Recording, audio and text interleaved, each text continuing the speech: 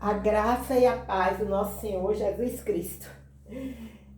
Façamos a leitura hoje dos capítulos 1, 2, 3 do livro de Gálatas, da Bíblia Sagrada. Prefácio e cumprimentos. Paulo, apóstolo, não da parte de homens, nem por meio de homem algum, mas por Jesus Cristo e por Deus Pai, que o ressuscitou dentre os mortos. E todos os irmãos que estão comigo, as igrejas da Galácia. Graça a vós e paz da parte de Deus, nosso Pai, e do Senhor Jesus Cristo, que se entregou a si mesmo pelos nossos pecados, para nos livrar deste mundo mau, segundo a vontade de nosso Deus e Pai. A quem seja a glória para todos sempre. Amém. A inconstância dos Gálatas, Paulo defende seu apostolado.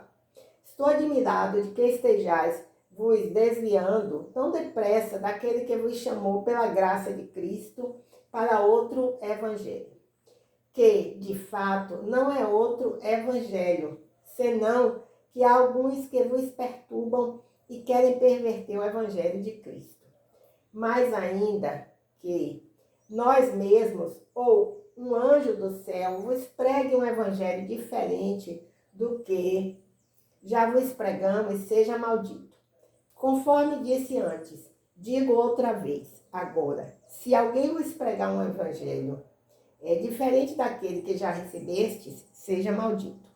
Pois será que eu procuro agora o favor dos homens ou o favor de Deus? Será que procuro agradar a homens? Se estivesse ainda agradando a homens, eu não seria servo de Cristo. Mas, irmãos, quero que saibais que o evangelho por mim anunciado não se baseia nos homens. Porque não o recebi de homem algum, nem me foi ensinado, mas o recebi por uma revelação de Jesus Cristo. Pois já ouvistes como era o meu procedimento do judaísmo, como eu perseguia violentamente a igreja de Deus, tentando destruí-la. E no judaísmo eu ultrapassava a muitos da minha idade entre meu povo, sendo extremamente zeloso das tradições de meus antepassados. Quando Deus, porém, que desde o ventre de minha mãe me separou e me chamou pela sua graça, se agradou em revelar seu Filho em mim, para que eu o pregasse entre os gentios, não consultei ninguém. Também não subi a Jerusalém para encontrar os que já eram apóstolos antes de mim, mas parti para a Arábia e voltei outra vez para Damasco. Depois de 3 anos, subi a Jerusalém para conhecer Cefas e passei 15 dias com ele. Mas não vi nenhum dos outros apóstolos, a não ser Tiago, irmão do Senhor. Sobre tudo isso que vos escrevo, declaro diante de Deus que não estou mentindo. Depois fui para as regiões da Síria e da Cilícia. Eu não era conhecido pessoalmente pelas igrejas de Cristo na Judeia.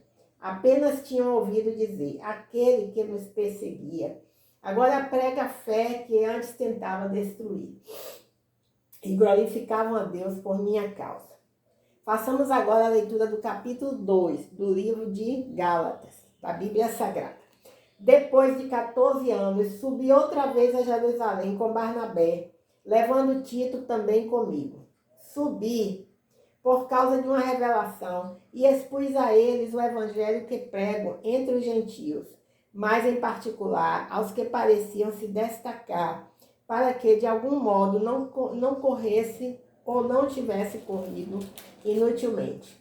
Mas nem mesmo Tito, que estava comigo, foi forçado a se circuncidar, embora fosse grego. E isso por causa dos falsos irmãos que haviam se intrometido e secretamente vieram a espiar a liberdade que temos em Cristo Jesus para nos escravizar. Mas nem por um momento cedemos ou nos submetemos a eles, para que a verdade do Evangelho permanecesse convosco. E aqueles que pareciam ser importantes, ainda que eu tenha sido no passado, isso não me importa, pois Deus não considera a aparência humana. Esses que pareciam ser importantes, nada me acrescentaram. Pelo contrário, viram que o evangelho da incircuncisão me havia sido confiado, assim como a Pedro o evangelho da circuncisão. Pois aquele que agiu por meio de Pedro para o apostolado da circuncisão, também agiu por meu intermédio para o apostolado aos gentios.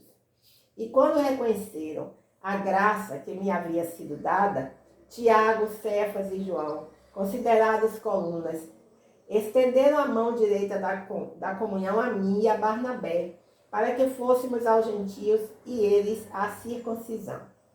E nos recomendaram somente que nos lembrásemos dos pobres, o que também procurei fazer com cuidado. Quando, porém, Cefas chegou a Antioquia, eu o enfrentei abertamente, pois merecia ser repreendido. Porque antes de chegarem alguns da parte de Tiago, ele estava comendo com os gentios, mas quando eles chegaram, Cefas foi se retirando e se separando deles, por temer os que eram da circuncisão.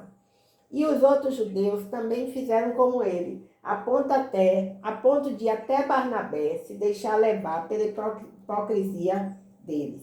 Mas quando vi que não agiam corretamente, conforme a verdade do evangelho, disse a Cefas na frente de todos: se tu, sendo judeu, vives como os gentios e não como os judeus, por que obrigas os gentios a viver como os judeus? Nós, judeus por natureza e não pecadores dentre os gentios, sabemos, contudo, que o homem não é justificado pelas obras da lei, mas pela fé em Cristo, em Jesus Cristo. Nós também temos crido em Cristo Jesus para sermos justificados pela fé em Cristo e não pelas obras da lei, pois ninguém será justificado pelas obras da lei. Mas se procurando ser justificados em Cristo, nós mesmos também fomos encontrados pecadores. Seria por acaso Cristo ministro do pecado? De modo nenhum. Ora, se reconstruo aquilo que destruí, demonstro que sou transgressor. Pois, pela lei eu morri para a lei, a fim de viver para Deus. Já estou crucificado com Cristo. Portanto, não sou mais eu quem vive, mas é Cristo quem vive em mim. E essa vida que vivo agora no corpo, vivo pela fé no Filho de Deus, que me amou e se entregou por mim.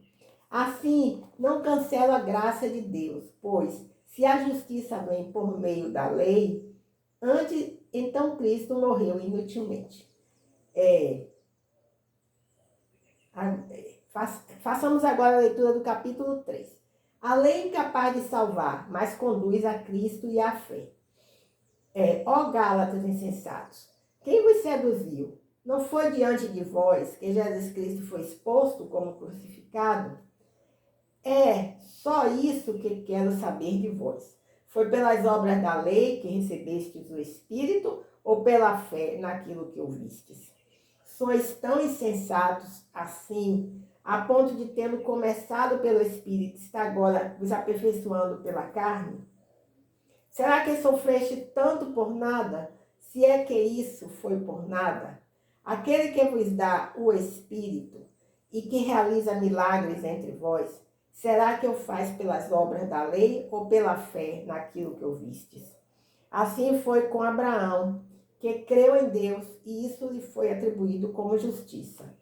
Sabei então que os da fé é que são filhos de Abraão. E a Escritura, prevendo que Deus iria justificar os gentios pela fé, anunciou com antecedência a boa notícia a Abraão, dizendo: em ti serão abençoadas todas as nações. Desse modo, os da fé são abençoados juntamente com Abraão, homem que creu. Pois todos os que são da obra da lei estão debaixo de maldição, porque está escrito: maldito todo aquele que não permanece na prática de todas as coisas escritas no livro da lei. É evidente que ninguém é justificado. É evidente que ninguém é justificado diante de Deus pela lei, porque o justo viverá pela fé. A lei não vem da fé, ao contrário, o que fizer estas coisas terá vida por meio delas. Cristo nos resgatou da maldição da lei, tornando-se maldição em nosso favor, pois está escrito: maldito todo aquele que for pendurado em um madeiro. Isso aconteceu para que a bênção de Abraão chegasse aos gentios em Jesus Cristo, a fim de que recebêssemos a promessa do Espírito pela fé.